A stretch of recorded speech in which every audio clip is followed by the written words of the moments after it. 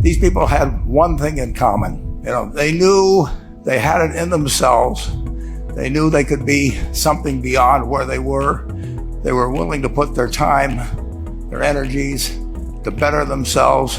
What you really could do with more skills, it's just remarkable. So I would like to just tell you a couple of short stories, and we'll draw maybe a couple of lessons from them. I would like to tell you of two women that each sold a business to Berkshire Hathaway, to me actually, for many, many, many millions of dollars. Both of them started with $2,500. By a coincidence, it was the exact same amount. It was everything they had in the world. And one of them was a woman who landed in Seattle in 1917, couldn't speak a word of English, had a tag around her neck. The tag said Fort Dodge, Iowa. The Red Cross got her to Fort Dodge, where she was reunited with her husband who had come to the country a couple of years earlier. And she lived in Fort Dodge for 2 years. And as she put it, she felt like a dummy. She couldn't pick up the language. She couldn't learn a word. And so she and her husband decided to move to Omaha. So they came to Omaha in 1919, and there she found a small colony of Russian Jews, so she started feeling more at home. And then as her oldest daughter went to school, she would come home, this daughter, Frances, and she would teach her mother the words she'd learned in school that day.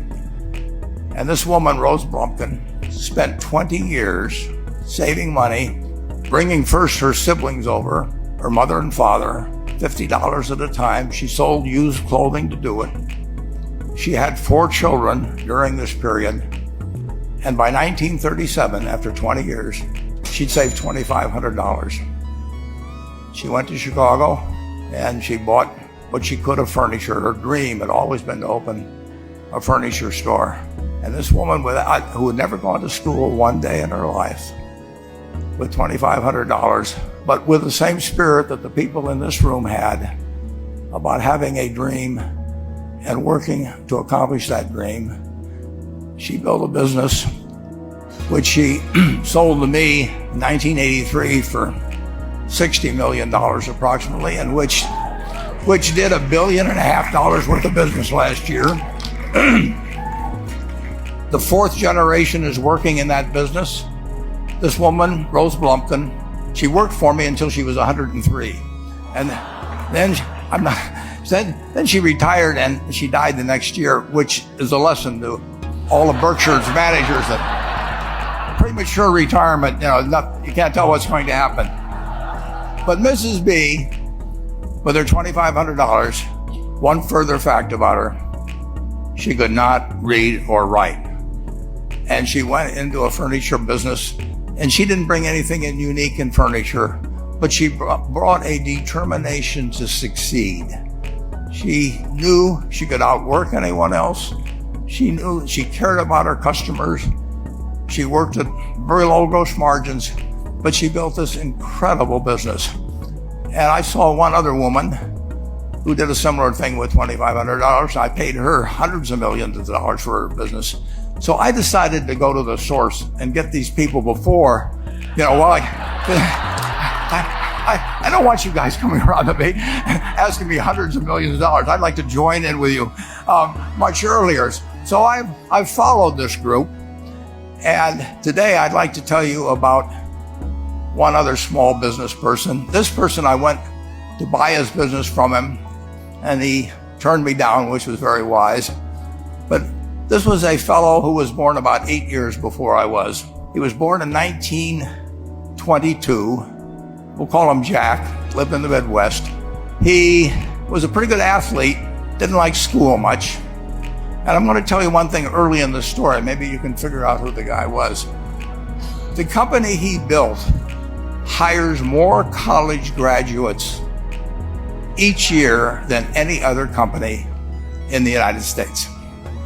And this fellow, who was destined for this but did not know it, Jack, went to college for a year and then dropped out. He really wasn't that interested in school. And the year he dropped out was 1941. And when the the United States became under attack, he went down to the Army Air Force recruiting station, volunteered, and they turned him down because he had hay fever. So he went over to the Navy and again volunteered, and they took him. They put him on an aircraft carrier. He flew small flight airplanes during World War II, got 2 distinguished flying crosses from the Navy, and then he came back to the Midwest. So now we've got a young guy, probably by this time he would be 23 or 24 years old. And the interesting thing is, he got back to the Midwest, and he actually kind of went from one job to another for a short period of, or not such a short period of time. And he finally became a used car salesman at a Cadillac dealership in St. Louis, Missouri. And at age 35, having moved up in the organization, the sales organization, he said to his boss, "Could I go into car leasing business with you?" The boss said, "Well, if you'll cut your salary in half and you'll come up with," it was $25,000, which he borrowed, "we can become partners in a car leasing company." So my friend Jack started at age 35 in the car leasing business. And he had 7 cars. It was pretty slow. In fact, one of the things he did was whenever the phone rang, he let it ring 3 or 4 times so people would think that he was very busy answering other phones. And of course, it was the only call he was going to get all day. So his first venture was okay, but it wasn't really going to go anyplace. And there's a lesson in this for all of us. At age 40, he decided, with 17 vehicles, 17 cars, he was going to go into competition in the rent-a-car business. So now he's taking on Hertz and Avis and National and people like that who have hundreds and hundreds of thousands of cars. And he's got 17 cars, and his cars aren't any different than theirs. I mean, he's buying them from General Motors or Ford or Chrysler. And he can't get the airport locations. Those companies have them all sold up. But he was determined that he would basically offer the customer, can't offer him a different car, but he can offer them friendlier service than they've ever seen. And so he started a company. He named it after the battleship that he'd flown from in the Pacific, which was the USS Enterprise. And he died about a year and a half ago. But when he died, his rent-a-car company, starting with those 17 cars, was worth more than Hertz and Avis and all the rest of the rental cars put together. The man's name was Jack Taylor, and his son, Andy Taylor, is a good friend of mine, runs the business now. A grandchild is in the business. There'll probably be a 4th generation along the line. So this man in the United States, he didn't invent artificial intelligence. You know, he didn't do anything that, just like Mrs. B selling furniture, I mean, that any one of us could have entered those businesses. But he lived by the creed, basically, of delighting his customers and working with people and establishing the relationship with them so that they in turn would want to delight the customers. He couldn't go out there and take care of every rental car possibility, but he learned how to project himself and his attitude toward his fellow man and his desire, to make a friend out of every customer.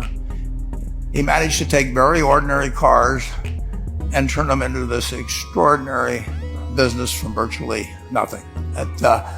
And it illustrates several points. One is, you don't necessarily get it right exactly right the first time. I mean, the car leasing business, basically you were competing on the cost of money to finance cars. And it's very hard to delight a customer when you just give them the car and tell them to send you a monthly check for 5 years and you'll be back at that time. So his talents were being wasted basically in that business. But at the age of 40, with all of that experience behind him, he found the golden key. He took a very ordinary business and turned it into an absolutely extraordinary operation, just like Mrs. B or Rose Blumpkin did with furniture. And he didn't worry about whether the Federal Reserve was going to tighten or ease. He didn't worry about whether the stock market was up or down yesterday.